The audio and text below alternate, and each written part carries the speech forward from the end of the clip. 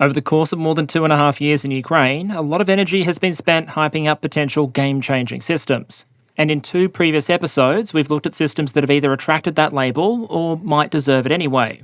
But while we've talked a lot about effective and efficient systems like small reconnaissance and attack drones that have shifted the way war is fought in Ukraine, today we're not going to be looking at potential game changers or arguable overperformers. Instead, I want to talk about some of the systems and concepts that, at least in Ukraine, have proven to be a bit meh. From precision weapons that aren't, to specialty armoured vehicles poorly suited to the war they find themselves fighting, and some of the most expensive, most complex systems operated by any army in the world that have proven increasingly vulnerable and of dubious utility on the Ukrainian battlefield. Today, we're not talking about game-changing systems, but systems that might be put under pressure by the way the game is changing. To do that, up front I'll set up some basic, somewhat arbitrary criteria as to how we might judge if a system or system category is underperforming in Ukraine and may be destined for greater scrutiny in future investment decisions around the world. Then we'll apply those criteria to a couple of systems categories, including precision weapons that aren't jam-resistant, armoured vehicles that aren't particularly armoured, attack helicopters, and a couple of honourable mentions. We'll wind up with some final reflections and a note or two of caution. But before we get into an episode far more likely than any before it to see my car destroyed in a freak Hellfire missile training accident, a quick word from a sponsor. And today that means welcoming back long-term supporters of the channel, Private Internet Access. When you stop and think about it, it's pretty incredible what the modern internet allows you to do. It enables ready access to everything from information and entertainment to quality overhead imagery that often has a story to tell. But for all that it offers, the internet isn't entirely without fragmentation or risk. And so when it comes to protecting your privacy online, you may want to layer various tools and practices. You might think of these kind of like the decision to fit an ejection seat to an aircraft. Much of the time, you might be fine without them, but there may also be occasions where you're glad they're there. All the obvious ones apply, like maintaining strong and diverse passwords and a deep suspicion of anything that seems too good to be true. And then, if you're like me, you may also want a VPN. With a VPN, you can reroute your internet traffic, change your publicly perceived IP address, and also potentially change the way your activity is logged. Because if you're trying to address that specific part of the privacy puzzle, it's generally kind of hard to compromise data that doesn't exist. And Private Internet Access has long advertised a no-logs policy, which they state has been audited and court-tested. They also offer the transparency of an open-source codebase, servers across 91 different countries and 50 US states. All in the context of a product which is advertised as being available cross-platform, compatible with a range of streaming services, and unlike some streaming services, a single subscription here will enable you to protect an unlimited number of devices. So if you're interested, you can check out a link in the description which will give you an 83% discount on a 2-year subscription, plus 4 bonus months, with multi-device coverage and a 30-day money-back guarantee. So with my thanks to Private Internet Access, let's get back to it. Okay, so let's quickly talk about how, for the purpose of this video, I might assess a system as being underperforming. Keep in mind this kind of thing can be a very subjective exercise, and I'm obviously going to come at it from a very specific perspective. I also think we need to remember that not all future wars are going to look exactly like the war in Ukraine, and we should be careful about overlearning any lessons. That said, in the video on game changers, we did come up with some rough metrics that we're going to adapt here. Hype obviously plays a role in determining whether or not a system gets featured, but we're going to spend much of our time focused on some core questions. Firstly, efficacy. Does the system work? What capability does it provide?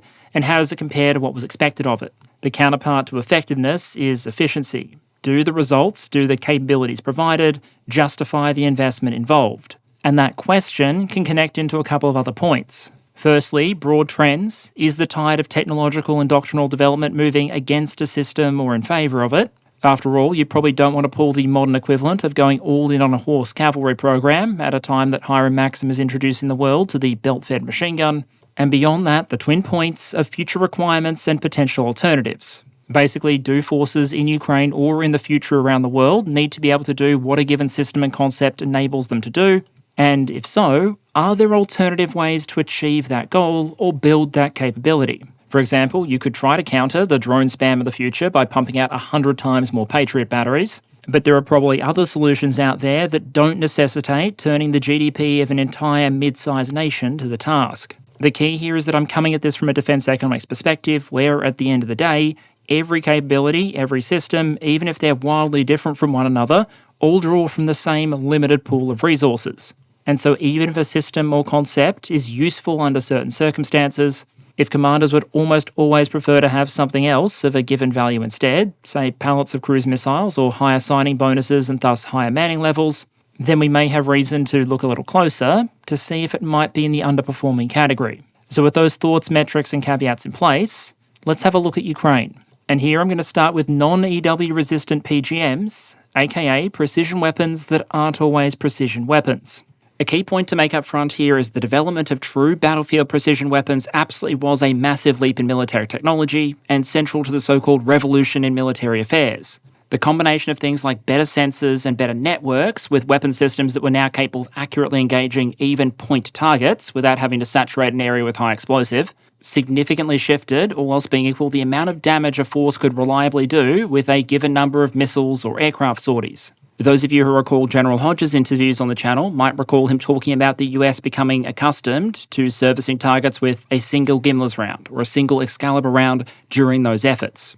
And in Ukraine, where the front is extensive, the war has gone long, and targets are many compared to the number of available munitions, there are PGM systems that have time and time again demonstrated their ability to effectively deliver results, often in a relatively cost-efficient way.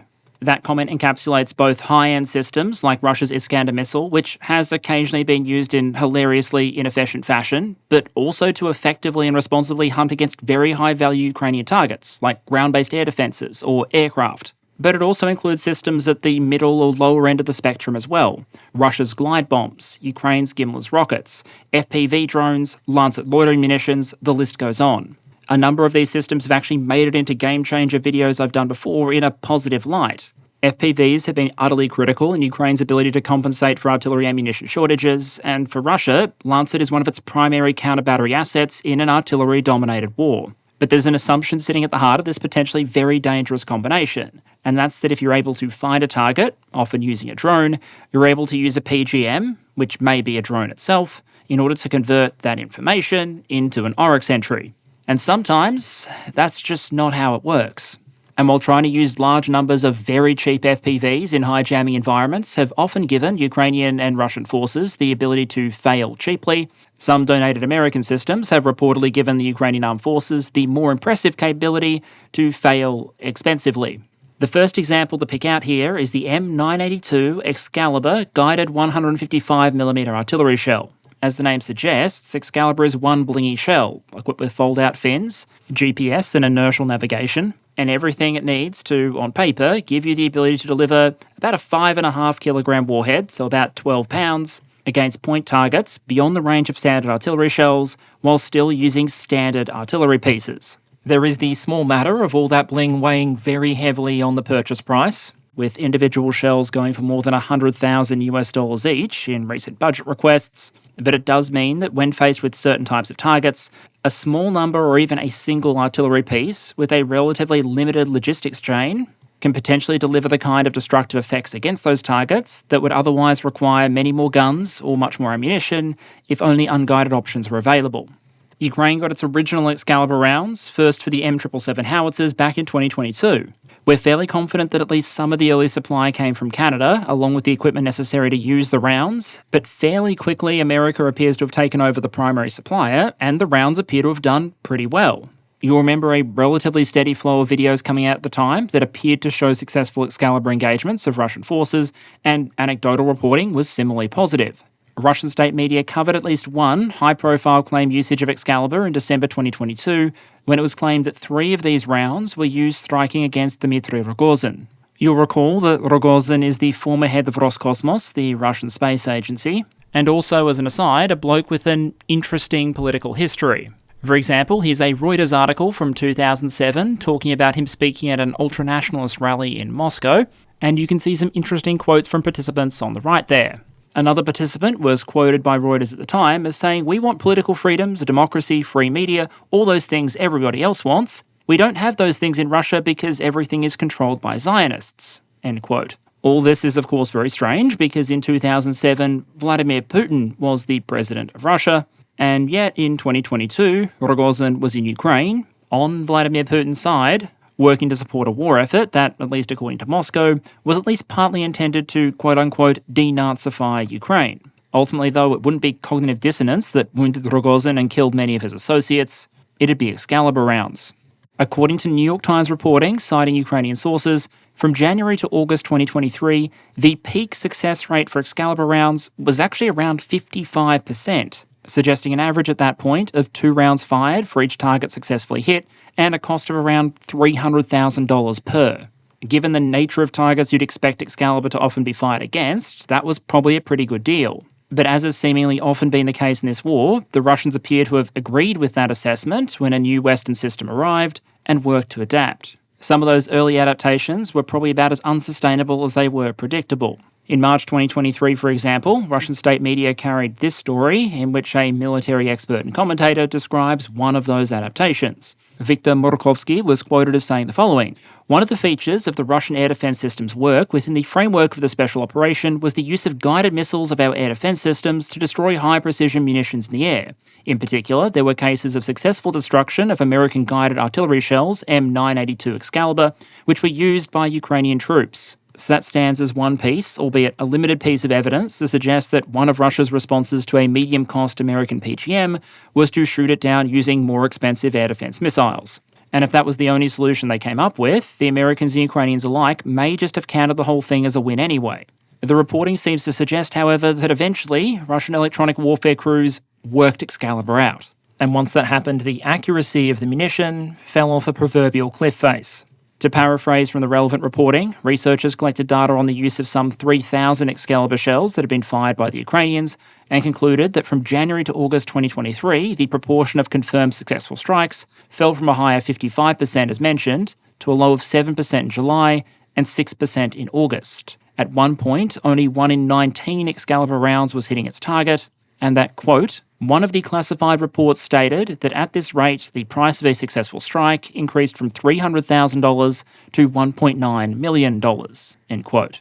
At that point, it's almost more economical to yeet a cruise missile at a target with a warhead massing hundreds of kilos than fire enough of these artillery shells to actually hit a target. Obviously, we can't really definitively verify those claims using open source data, but I do think we might be able to take something out of the following observation. Both Excalibur rounds and the GMLRS rockets for HIMARS and M270 are still in active production. Both were sent to Ukraine, both were initially effective. But while GMLRS have continued to be delivered month after month and production rates have continued to increase stateside, it's been a fair while now since any Excalibur deliveries were announced or video of their use emerged. As far as the available reporting goes, it suggests the US has largely given up at this point on supplying the rounds, which to me is consistent with their battlefield effectiveness being significantly degraded. Another example of a system which may have faced a similar problem is the ground-launched small-diameter bomb. Basically a combination of an old rocket motor with a normally air-delivered small-diameter bomb. There was a lot of excitement about this concept back in 2023. GLSDB was meant to be very cheap, potentially integrated with existing launch platforms, and have a range profile in between the GMLRS rockets that Ukraine was currently receiving and the ATACMS missiles that America was at that point refusing to supply. This was meant to be a system that pushed Ukraine's ability to realistically strike Russian targets out from the 80 kilometres of GMLRS to 150 kilometres without a significant increase in cost profile. If it had worked as intended and been delivered in quantity, it might have made it into a regular Game Changers video rather than this one. At first, the Russian response followed a fairly familiar pattern of claiming their air defence systems were shooting down GLSDB. The claims may in fact have started before the first munitions arrived, and by themselves probably wouldn't have been that concerning. GLSDB was always meant to be a cheap system, and so if the Russians had been forced into a pattern of firing SAMs at them, that might have been a win in and of itself. Reporting suggests the Russians didn't end up having to go down that path though, as the bombs turned out, it seems, to have a number of flaws, including a notable lack of precision for a precision weapon. Here again, the culprit appears to have been Russian electronic warfare. To quote from a May 2024 report, GLSDB's navigation system, which enables it to be steered around obstacles like mountains and known anti-air defences, has been targeted by Russian jamming, the 3 people briefed on the matter said. While Boeing has said the weapon can defeat some jamming, one of the sources said it would take Boeing months to fix. End quote. Now, I know it might be very difficult for some of you to believe that a Boeing product might be flawed in some way, but to me, that sounds like the system's GNS has proven vulnerable, and the backup systems and countermeasures built into the weapon haven't been sufficient to prevent it going off course. At time of recording, it's now September 2024, and we haven't seen GLSDB make a return to Ukraine yet. And unless the precision of the system can be restored, despite being relatively cheap, there's probably not much reason to send it back. At its core, this is arguably just a basic math problem. And while we won't go into all the wonderful intricacies of missile math and probability of kill calculations today, I will stress one fairly intuitive rule. The number of projectiles you need to fire in order to reliably hit something can increase brutally quickly as your system becomes more inaccurate. Depending on the intended target, warhead, and desired effect, increasing your circular error probable by 4 or 5 times might ramp up the number of rounds you need to fire in order to have the same probability of a kill by a double-digit multiple. Mathematically, low-yield precision weapons are incredibly overpowered, but only when they're actually precise. And if you're looking at this in terms of relative trend, so how important the electronic warfare challenge is and how common it's likely to be going forward, the answer is probably very important and increasingly common. So the trend is probably very much against PGMs that are not EW resistant. Meanwhile, the potential of precision is so great and the proliferation of ISR assets so massive that the probability of militaries giving up on the kinds of capabilities that PGMs provide in the near and medium term is probably somewhere between 0 and none. So the question probably becomes, from an investment perspective, are there any viable alternatives to non-EW resistant PGMs? And I think Ukraine has already demonstrated that there might be several. Alternative one might be PGMs that continue to be PGMs, even if your opponent is doing things to the local electromagnetic spectrum that would make Slanesh proud. There's been relatively constant Ukrainian demand for more advanced PGMs, like the Anglo-French Storm Shadow and Scalp, that are capable of resisting jamming attempts, including combining GNS with other navigation tools like terrain recognition. We've also seen Russia make significant use of its Krasnopol guided artillery ammunition that primarily relies on laser guidance, not GNS. In some ways, laser guidance is a less flexible and more limiting guidance option, mostly because you need something to designate the target in order for the system to work. But it's also still going to work even if local GPS receivers are convinced they're halfway up Mount Everest. Notably, some Western guided artillery systems historically have used laser guidance, like the original American Copperhead, and there is a version of the Excalibur round, the Excalibur S, that incorporates a digital semi-active laser seeker to help reduce the risk associated with GPS jamming and enable things like better hits against moving targets. All of this I'd put in the category of resistant munitions, precision weapons that are capable of being precision weapons despite enemy jamming activity. Another alternative we've seen in Ukraine is the return to prominence of munitions that don't really care if they miss by a bit. Most wide-area munitions, like cluster artillery shells for example, are going to scatter their destructive effects across a much wider area, all else being equal, than a unitary warhead. When employing drone-corrected DPICM cluster shells, near enough might well be good enough. The basic mathematics there, coupled with the observed experience in Ukraine, might go some way towards explaining why, for example, Lithuania decided to withdraw from the conventional cluster munitions earlier this year. But I'd argue we've also seen in Ukraine that it is possible, albeit not without trade-offs, to design munitions that affect wider areas without necessarily employing cluster munitions themselves. Which brings us to an example of a munition that kind of fuses two ideas here, being both precision and wide area of effect at the same time. The image on the right there shows American M30A1 rockets for HIMARS, M270 and similar systems in Ukraine. Like your standard high-explosive GMLRS rounds, M30A1 is a guided projectile and a relatively accurate one. But the M30A1 inflicts its damage by exploding above a target area, showering it in preformed tungsten fragments. The intention is you get the area of effect you might get from a conventional cluster munition without the danger of unexploded ordnance. I was able to find the fiscal year 2014 program summary, which had some test data for what was then the XM30E1, showing that in the first test, the median miss distance was 2.1 metres, and in the second test, 2.7 metres. In terms of the level of accuracy GMLRS might be able to achieve in Ukraine up against Russian electronic warfare, some of the reporting indicates something like 15 metres, which is certainly less accurate than the test data, but probably not inaccurate enough to protect would-be targets from unexpected metal showers. And indeed, if you go back to that fiscal year 2014 summary, the contractor specification for the system was a 15-metre circular error probable. So, at least on paper and according to those figures, the level of inaccuracy driven by opposing electronic warfare in Ukraine probably isn't going to be sufficient to offset the area of effect these sort of systems have. Obviously, there are going to be plenty of cases where militaries don't want to use a system with a wider area of effect, for example, where collateral damage might be a concern. But in combat environments like the one in Ukraine, this might often be a viable alternative. The crux here is that as forces tend to pivot towards more scenarios focused on peer or near-peer competitors, there probably needs to be a realistic understanding of what precision means, what's achievable, and what's necessary to achieve it, up against an opponent that has a variety of countermeasures available. And in Ukraine, at least so far, there appear to have been a couple of munitions that have struggled to live up to that challenge. But from munitions, I now want to pivot to what I'm tentatively calling the Paradrop Problem, and the performance of some of Russia's specialised airborne equipment and airborne forces in Ukraine. In both the Russian and Ukrainian militaries, as with many forces around the world, the airborne forces are considered to be an elite.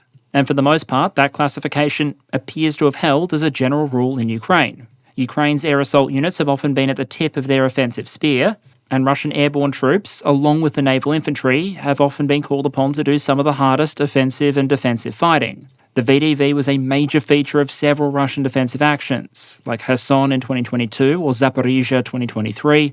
We saw them at Bakhmut and fighting against the recent Ukrainian cross-border incursion. So this section really isn't intended as a critique of the performance or fighting qualities of the VDV or Ukrainian air assault units. When it comes to some of the VDV equipment though, and what some of their units were designed to do, I have questions.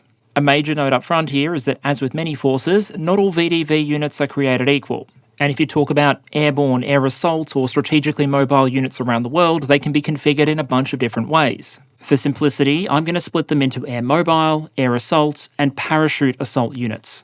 Air mobile units would be those that are intended to be rapidly redeployable across different theatres by air, but not onto the battlefield itself. So think lots of fixed-wing airlift capacity, but landing at airfields, not battlefields. Air assault units aim to achieve a lot more mobility on the battlefield, for example being able to go behind enemy lines and secure key objectives, but they'll do it through the use of things like helicopters. And then finally, you might have your parachute assault or true airborne units, which is able to deploy large combat forces behind enemy lines by pushing them out the back of perfectly functional aircraft. Different equipment and training goes into building each of those capabilities, and both Russia and the United States have formations across multiple categories. One US division, the 82nd, would fit into the parachute assault category, while another, the 101st, would fit into the air assault column. And Russia, which pre-invasion had something like 4 VDV divisions, as well as a number of smaller units, sought to have both the air assault and parachute assault categories covered, because Russia was very, very serious about making sure that units like the 98th Airborne Division were capable of landing significant combat elements with the help of transport planes, parachutes, and some very specialised kit. A key example here is the vehicle you see on the right there, the Russian BMD-4, as well as the older version, the BMD-2. This thing is an infantry fighting vehicle, filling much the same role as something like a BMP-3 or BMP-2, with one crucial difference. You can drop a BMD out of a cargo plane and, with parachutes, successfully land it, with the crew and some infantry inside. Of course, you could probably also push a BMP-3 out the back of a cargo plane, but good luck with the whole landing thing. The potential value of the concept in a parachute assault scenario is probably obvious. The paratroopers can land with some armoured vehicle support, and all of the additional firepower that brings with it, which in the case of the BMD-4 includes a 100mm gun and a 30mm autocannon. It's also intended to be fully amphibious, so with some constraints, wherever the troops are dropped and are expected to go, the vehicle can probably go with them. During the Zapad exercises in 2021, Russia showed off this capability with a full battalion landing exercise where the VDV dropped alongside their BMDs. All of that sounds great until you start accounting for the engineering trade-offs necessary to do it. For example, I'm not saying the BMD-4's armour is made of paper. It's very clearly a relatively thin aluminium alloy instead, but it's worth noting that when the BMD-4 first started to come onto the scene in the early 2010s, the then chief of the Russian General Staff reportedly described the BMD-4 as a version of the BMP-3 with no protection that cost more than a tank. And anecdotally, while BMDs have been used very extensively in Ukraine for roles like fire support, they've also reportedly proven highly vulnerable to just about anything more dangerous than a stiff breeze. Military Balance 2022 estimated that pre-invasion, Russia had about 1,300 BMDs in inventory, 1,000 BMD-2s and 350 4Ms, and at time of recording a significant number of those are gone, 288 BMD-2s and 126 of the newer BMD-4Ms. Considering that a lot of these vehicles, although not all of these vehicles, are going to be concentrated in airborne units, that suggests a significant number of VDV casualties. There are a few other elements, I think, that are worth pulling out of the visually confirmed loss data, starting with some indications that when a BMD-4M is hit, It sometimes demonstrates survival characteristics akin to an ice cream in the outback. It's considerably more likely than some similar Russian vehicles to be categorised as destroyed rather than damaged, abandoned or captured. The proportion of losses that are fully destroyed is less than 50% for an American Bradley, around 70% if you're talking about the Russian BMP-2 or BMP-3, and a casual 85% if talking about the BMD-4M. And to an extent, the deeper you dig data-wise, the worse the situation gets. Remember, the main reasons we might care about whether a lost vehicle is thoroughly destroyed or just damaged and abandoned is because, yes, that might impact the odds of a vehicle later being recovered, repaired, or serving as a viable parts donor, but also because it's an imperfect proxy for crew survivability. And that's especially true when you're talking about something like the BMD-4, where it's unlikely to be Private Conscriptovich driving the thing, but rather some comparatively elite VDV. And here, the BMD-4 appears to have a problem, namely when it is knocked out, the results don't tend to look like something anyone would be walking away from. For example, while there's a lot of very varied imagery and cases out there, this is what a destroyed Bradley might look like. While comparatively more of the images we have of destroyed BMD-4s look something like this, a classic case of turret hull separation, this, where the vehicle has basically ceased to exist, or this, an end state that doesn't look like it would have been particularly compatible with the survival of those inside. Part of the problem here may just come down to the engineering of the BMD and what needs to fit inside that vehicle. Ultimately, you're talking about a relatively compact, lightly armoured metal box that, according to Rosoboronexport, is going to contain a casual 38 100mm rounds, 464 30mm cannon rounds, 2,000 machine gun rounds, a 500 horsepower diesel engine, enough fuel for more than 500 kilometres endurance, plus the crew and carried infantry. The thing may not have enough armour to hold off even some of the lightest FPVs currently in Ukrainian service, but that very heavy armament means it's going to be packed full of very explosive things, and thus have a tendency to explosively disassemble itself. And while we obviously can't definitively prove if that's what's causing issues or not, the data suggests there might be a problem here. As well as just entering vehicles as destroyed, the War Spotting Visually Confirmed Loss database also has an additional tag for vehicles that are, as they put it, shattered. It's a somewhat subjective marker, but it's intended to capture some of those examples we just looked at, where a vehicle hasn't just been destroyed, but thoroughly blasted apart. And what you can see on screen here is a chart showing how common that phenomenon is across 3 Russian infantry fighting vehicles. About 6% of BMP-2s in the database had that tag, indicating a particularly catastrophic destruction. For the BMP-3, a more modern vehicle but with an armament closer to the BMD-4, so 100mm main gun, 30mm autocannon, etc., that figure leapt to 29%. And for the BMD-4, it was more than 2 times higher at 60%. According to the best data we have now, when a BMD-4 is visually confirmed to be hit, it's more likely to be destroyed than other Russian infantry fighting vehicles, and when it is destroyed, it's between 2 and 10 times more likely than these 2 other vehicles to explode in spectacular fashion, with all the potential implications that might have for the survival of the crew and recoverability of the vehicle. It seems highly plausible that the vehicle's designers have had to make trade-offs that have cost the lives of Russian paratroopers in exchange for a capability, paradropping the vehicle, that has never been used in Ukraine as far as we can tell, and likely never will be. Another piece of evidence that the Russians might not consider the trade-offs of fielding a vehicle like this in support of a concept like parachute assault operations to be worth it is the fact they seem to be moving some of their airborne units away from being truly airborne units. We're seeing the VDV expanded, perhaps in part because it's proven itself to be a relatively effective combat force compared to many other units in the Russian military, but in the process, its equipment is starting to look a lot more like the rest of the Russian military. To quote from a recent Chatham House report, the purpose of the VDV is being rethought as well. The airborne-capable BMD armoured vehicles are insufficiently armoured for ground combat, and the VDV units have been receiving BMPs and forming additional tank battalions. While heliborne air assault remains a priority, the VDV may deprioritise its airborne capabilities in order to better structure itself for air assault operations." End quote. When you start issuing more and more tanks and conventional infantry fighting vehicles to VDV formations, it might suggest that you prioritise additional armour and firepower over preserving the ability of entire units to be truly airborne. And as for the Ukrainian air assault units, one of them is driving around in perhaps the most parachute-unfriendly pieces of ground combat equipment in Ukrainian inventory, the Challenger 2 main battle tank. All of that hints at some of this specialised equipment not being particularly effective in Ukraine. And to the extent we've seen VDV airborne units be effective anyway, it suggests they might have been more effective and perhaps suffered fewer losses if they'd started the invasion with more of the regular heavy equipment that they're increasingly being issued now. I also think there are some serious question marks from an efficiency perspective. The BMD-4 might have a lot of parts compatibility with the BMP-3, but it's still its own vehicle. So it needs its own production line, its own logistics. And of course, the units as a whole have to pay an efficiency tax because of all the training time, all of the investment, all of the specialised equipment that goes into producing units that can reliably drop large combat formations by parachute without everything going very, very wrong even before the first shots are fired.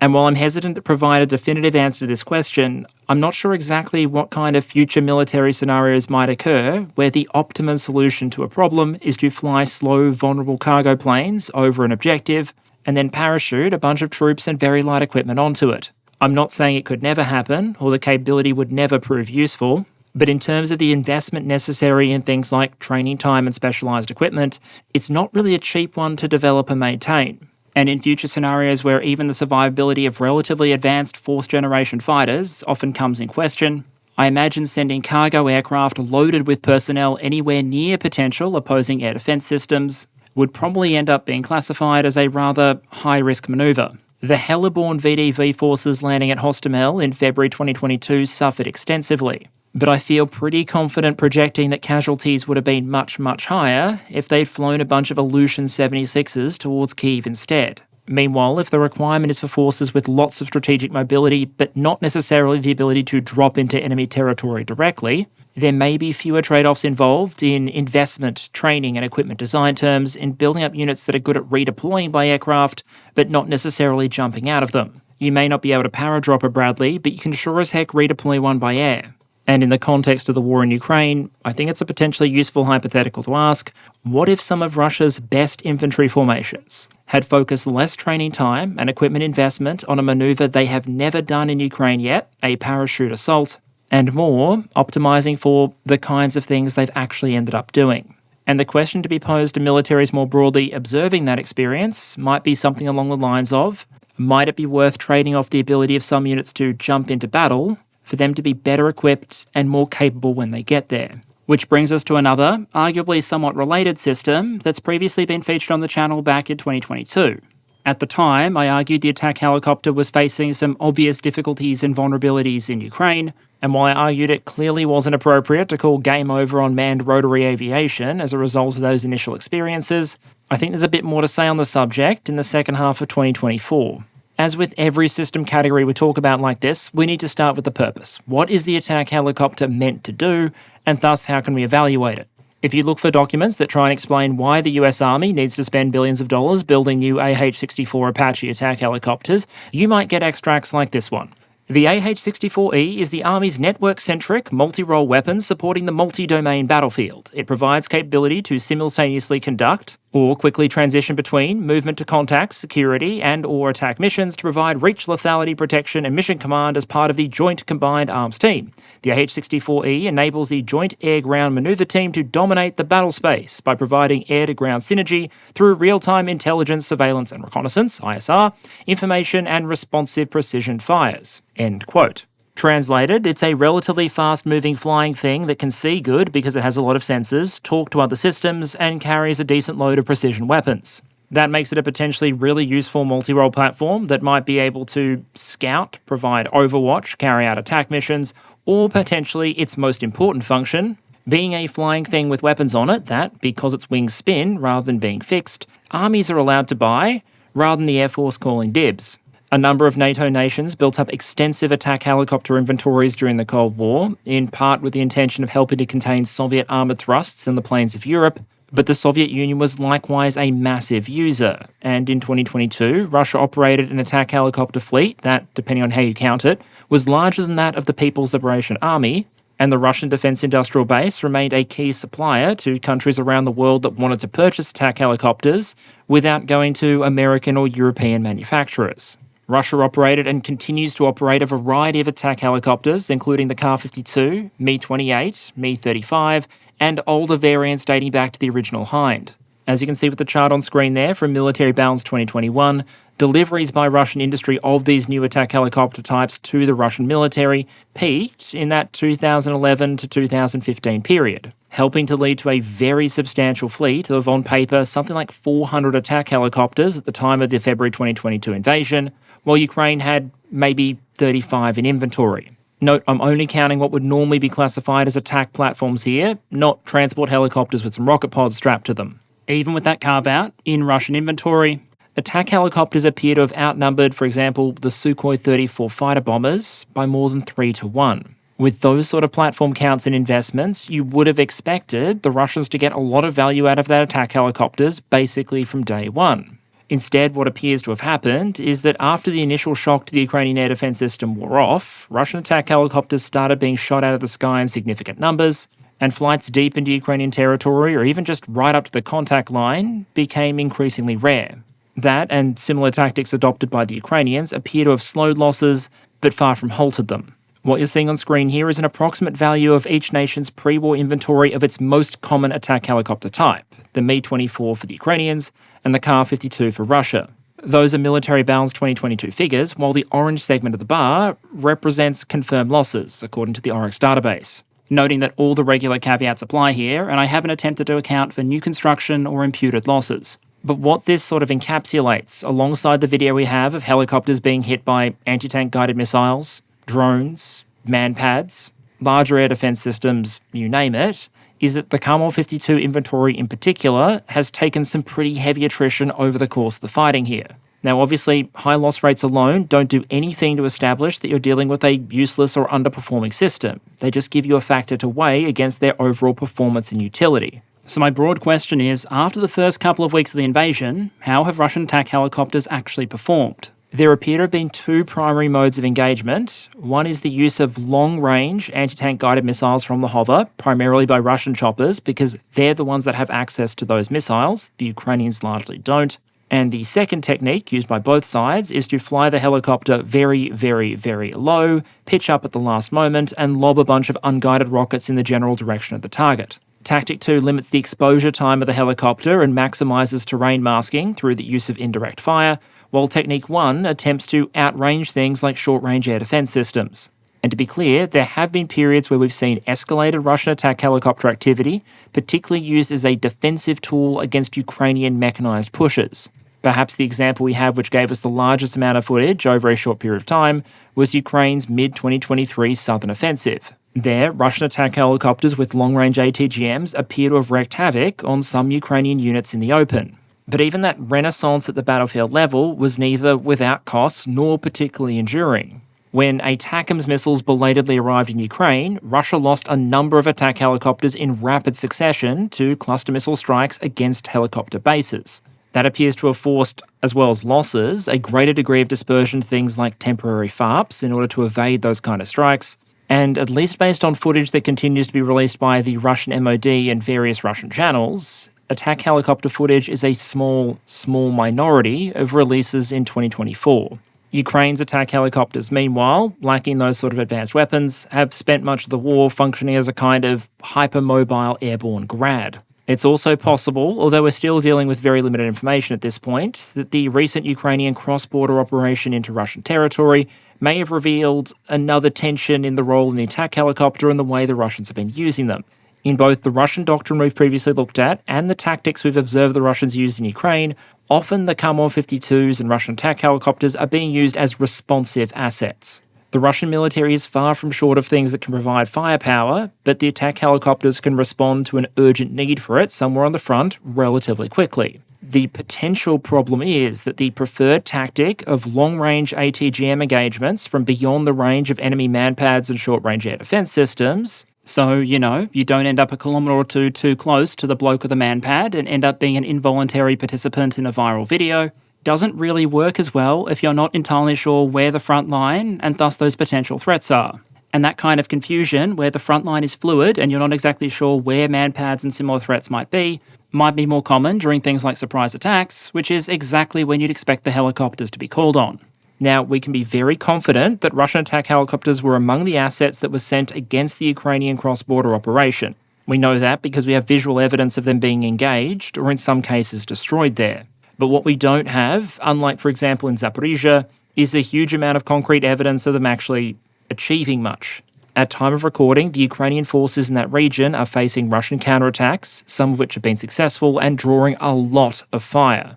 But of the 272 videos posted by the Russian Lost Armor site of engagements in that region, so destroyed vehicles, damaged vehicles, misses, engagements against area targets, the whole shebang, this video of bombs hitting beyond a distant tree line, for example, is included with a red highlight indicating confirmed destroyed equipment. Like I said, especially compared to some of the other databases out there, it's pretty inclusive.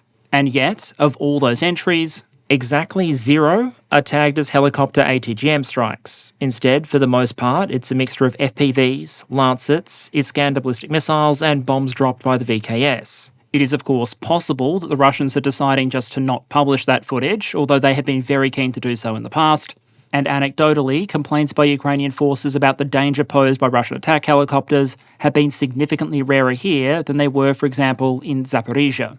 But at least based on the evidence we have, the suggestion would be that Russian attack helicopters, including the Kamov 52s, have contributed relatively little compared to the expense involved in developing and fielding them. And no matter how tempted I'm sure the attack choppers would be to try, budget constraints are usually an example of an issue that you can't solve with ATGMs.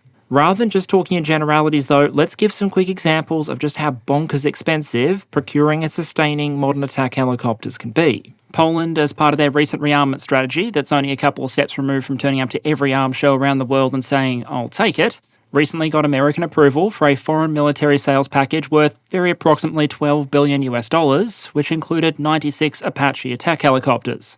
I bring this one up because it's a relatively recent example for a relatively modern system that's also a fairly inclusive public package. Now, that package didn't just include the helicopters, it also included, for example, 18 spare power plants, more than 70 fire control radars, spare radios, an extensive weapons set for those helicopters, which we'll come back to in a moment, but overall that sale suggests the cost for each individual helicopter and all of this supporting equipment that goes around it is more than $100 million US per unit. And even accounting for inflation, the overarching deal is more than twice the value of Poland's F-35 purchase of $4.6 billion for 32 aircraft.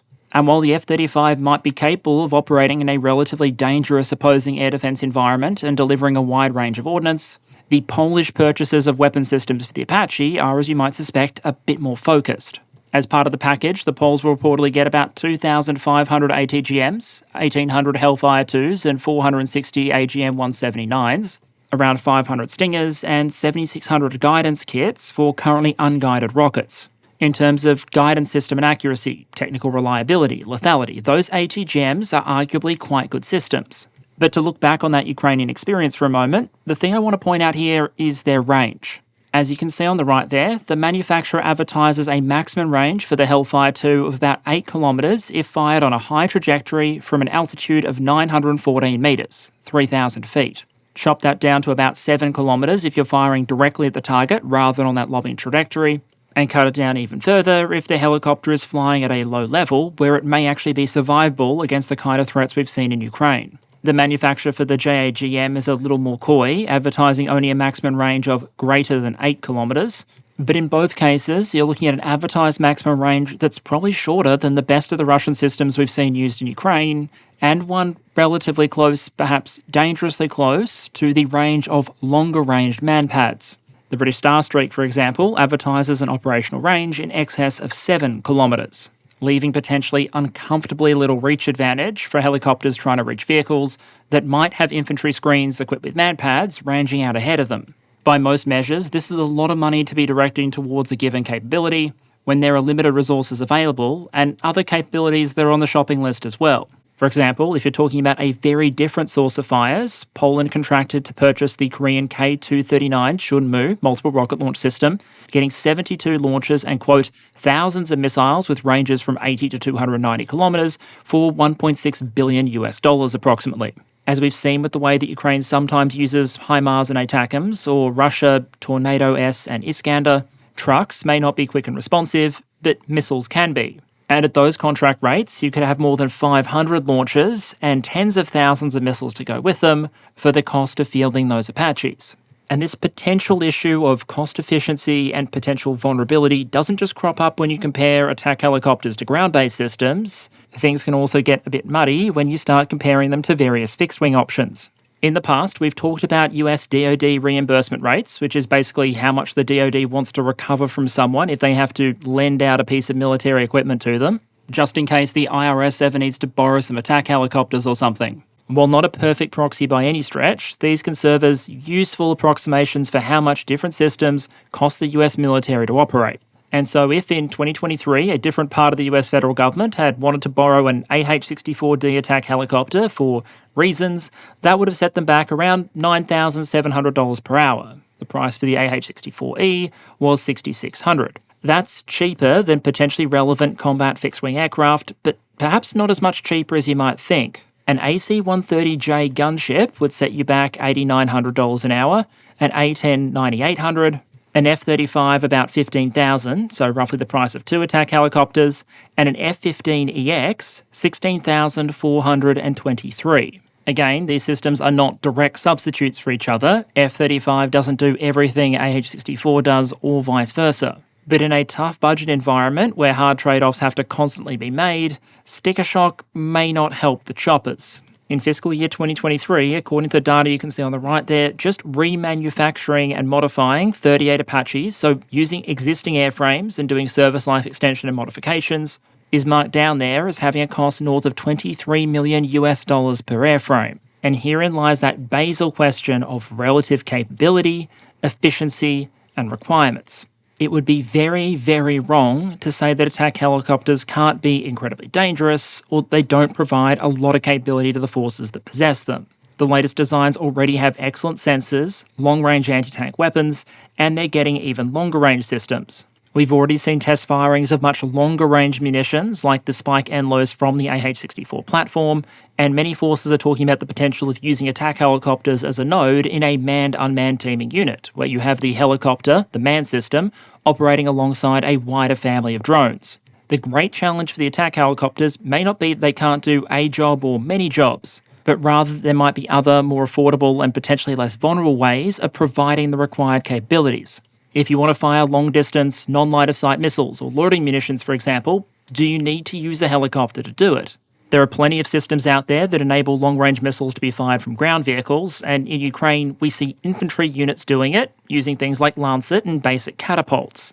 Sure, those might be less mobile than helicopters, but for the price of a single Kamel 52, just how many glorified slingshots and Lancets do you think you can issue to Private Conscriptovich and his mates all along the front? At the other end of the spectrum, fixed-wing aircraft can, all else being equal, generally fly further, faster, higher, carry more ordnance, and be more survivable against a range of high-end anti-air threats. And that's to say nothing of all of the unmanned options in the middle that we may see emerge in the future, where you have a cheaper unmanned platform serving as the weapons carrier.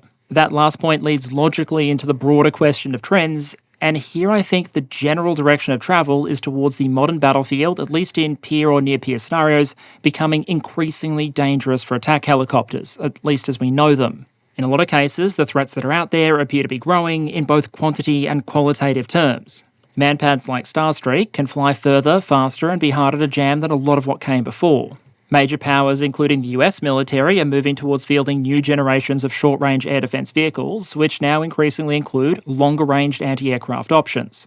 Drones are also changing the battlefield by both increasing awareness and potentially becoming an anti-air weapon system themselves. Drone surveillance could, for example, make it harder for helicopter pilots to conceal themselves behind terrain, while interceptor drones might give even relatively small frontline tactical units an indirect fire system capable of at least causing them problems. And unlike a main battle tank, good luck getting a bunch of armoured plate onto an attack helicopter, meaning even comparatively small warheads might be enough to inflict a catastrophic or at least a mission kill. And arguably one of the most damaging things drones in the Ukrainian experience might do to the investment case for attack helicopters is not so much directly engaging them, but simply existing as threats in and of themselves. Because with drones and loitering munitions becoming such an overwhelmingly evident threat in Ukraine, there's a lot of push by various forces to find a solution to that problem and adjust their equipment inventories and force structures to respond. In Ukraine, that's meant requests for as many short-range air defense systems as possible. Think manpads, but also increasingly things like interceptor drones. For others, it might mean more and better air defence systems at basically every level. And the potential problem, as I see it, is that a lot of these systems that can kill drones may also be able to kill helicopters. For example, that thing on the right there is called the Roadrunner, and it's basically, for lack of a better term, a vertical takeoff and landing anti-drone loitering munition. They come boxed up, infantry can roll around with a bunch of them in the back of a truck, and then if a threat's detected, you can launch them. They're twin-jet powered, and they can then be used to hunt opposing UAS, or if they don't locate one, they're reusable and recoverable. As a solution to a lot of the cheaper drones out there, this is probably on the more expensive side, but the basic concept of interceptor drones is already being proven in Ukraine, and this is essentially just a technological step up. But from a different perspective, a very expensive way to splat an opposing drone might also be a very cheap way to splat an opposing helicopter. You can also foresee scenarios where teams of systems like this are used together in order to maximise the threat. For example, one or more systems equipped with expensive modular sensor suites to find targets, and then several others equipped with warheads to go and introduce themselves to whatever is found. The synopsis here is probably that even though they aren't identical threats, there might be some risk of attack helicopters becoming to some extent collateral damage as nations try and build up their ability to respond to drone threats. And there are a couple of other kickers here that I think really compound things. For one, a lot of these new threats wouldn't be a problem if the intended opponent, or most of the likely opponents for attack helicopters, continued to be relatively low-tech or irregular forces. Insurgents, for example, aren't historically known for their access to integrated air defence systems and cutting-edge interceptor drones, at least not yet. But across many major forces, we're seeing a very clear move away from those kind of threats towards potential peer and near-peer scenarios, aka opponents who may not simply helplessly wait there and wait for the attack helicopters to ruthlessly pick them apart. And at the same time, other capabilities are arguably emerging, which might threaten individually at least parts of the attack helicopter's role. Examples here might range from expensive guided missiles that can be launched from MRL systems over hundreds of kilometres, to smaller tactical loitering munitions that might be launched by a small infantry team. And that's to say nothing of fixed-wing aviation that might be out there, waiting in the wings, offering certain capabilities in exchange for a higher budget share. Fixed-wing aircraft might be stealthier and more survivable than any helicopter in current service, RIP Comanche, and offer a significant degree of flexibility when it comes to both ordnance and role. In Ukraine, for example, high and fast-flying Russian aircraft well behind the lines have proven useful as standoff weapon platforms because their speed and altitude allows them to give additional range to the glide bombs they employ. And based on the experience in Ukraine so far and the impact of things like glide bombs, I'll pose a question to the audience. Even if Russian attack helicopters have occasionally been able to do something, would they be better off, for example, if the entire attack helicopter fleet had ceased to exist, but if in exchange Russia had had twice as many operational Sukhoi 34 fighter bombers? As for that point around multi-role flexibility, that's more to do with the comparison between an attack helicopter and something like an F-35, an F-16, or even certain models of the F-15. As I hope has been made apparent, the attack helicopter is at its best when it can operate as a bully. If you have air supremacy and your opponent doesn't have the kinds of air defence systems necessary to counter it, attack helicopters can wreak absolute havoc in a flexible way. As we've seen in Ukraine, though, outside of those circumstances, they probably have to be very cautious or risk high losses. All of those fixed-wing aircraft I just talked about, though, are potentially very useful in both a permissive and contested environment. You can bully targets on the ground with an F-16, but you can also use it to try and help establish air superiority and suppress enemy air defences in the first place.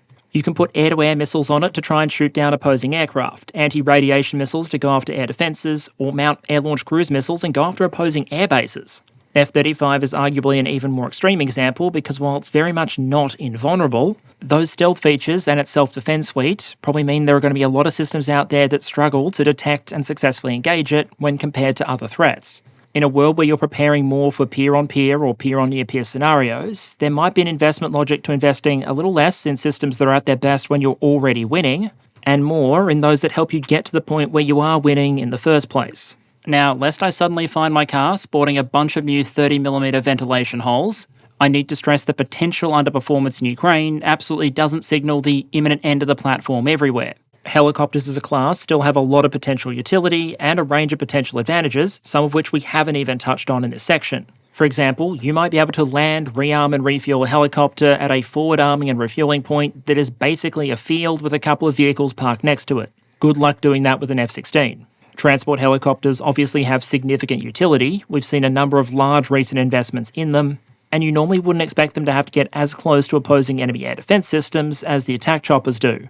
But at the same time, none of these advantages by themselves is likely to be decisive or absolute. Yes, you can fly helicopters off a FARP, but on a transparent battlefield, those are still going to be very attractive targets for things like long-range enemy indirect fires. Helicopters have to base closer to the front, all else being equal, than a lot of fixed-wing options, and you may not have the same degree of layered air defence set around those small temporary forward bases than you would around a permanent airstrip. And I have seen videos of Ukrainian helicopters that appear to be at a small forward refuelling point on the ground being hit by Russian Iskander ballistic missiles.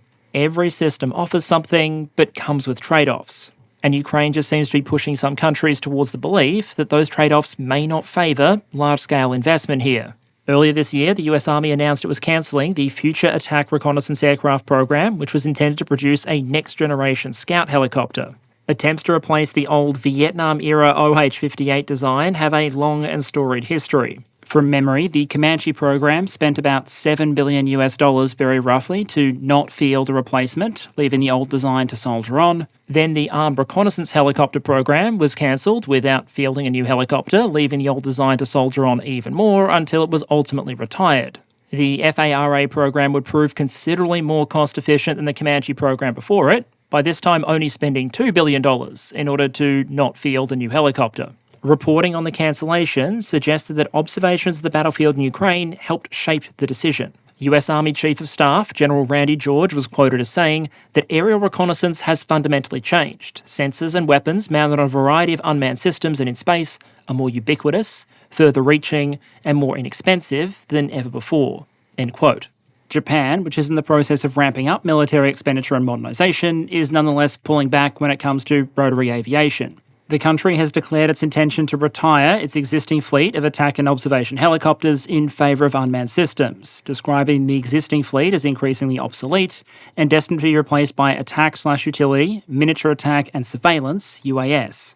And while some other countries, like Poland, are still officially going in a very different direction, it's still an interesting development to see given just how proximate Japan is to some of the potential flashpoints in the Asia-Pacific. I'm sure if the procurement fairy offered the JSDF a bunch of free helicopters and ongoing guaranteed sustainment funding for them, they would absolutely take them. Other forces might look at similar potential trade-offs to the one Japan faced and come to very different decisions. But after the Ukrainian experience to date, perhaps even more so than before it, it might become harder to convince planners that they're better off having that attack helicopter fleet rather than more fixed-wing aircraft, a much deeper magazine of long-range missiles, or enough drones and loitering munitions to turn every gamer in the country into a potential anti-tank weapon. The experience in Ukraine hasn't ended the attack helicopter, and we'll continue to see new models, new sales and new production. But they've also very clearly shown off the potential limitations of the system. And as budgets are squeezed, the threats improve and alternatives proliferate, the time of the attack helicopter may not be over, but perhaps they've been put on notice. Current major attack helicopter users will likely continue to use them, at least for the near to medium term. But it's possible we might see changes in how aggressively the capability is invested in, and perhaps other parts of the defence establishment gently suggesting that even if the force needs some attack helicopters, maybe it doesn't need quite so many. They're certainly not the only system in that position, and the war in Ukraine has given us plenty of examples besides. But those are different stories and studies that we can save for another time. And okay, channel update to close out. 2 main notes this week. Firstly, patrons, a post has gone up, giving you an opportunity to put forward any questions you might want to see addressed in a future Q&A episode, or to give a thumbs up to anyone else's questions. I'll probably leave that post up for another week before I go through all of those questions, collate them together, and see whether we need to collect any more from the wider audience. The other note is to apologise to the Brewing Gaming crowd, who are likely going to be getting a slightly slower pace of updates over the next 2 to 3 weeks, although they will be continuing. But expect those to pick up again once a couple of other competing demands fall away. As always, let me extend a massive thanks to all of you for your ongoing support and engagement with the channel. I genuinely appreciate it, and I promise it makes all the difference in the world. Thank you very much, and I'll see you next week.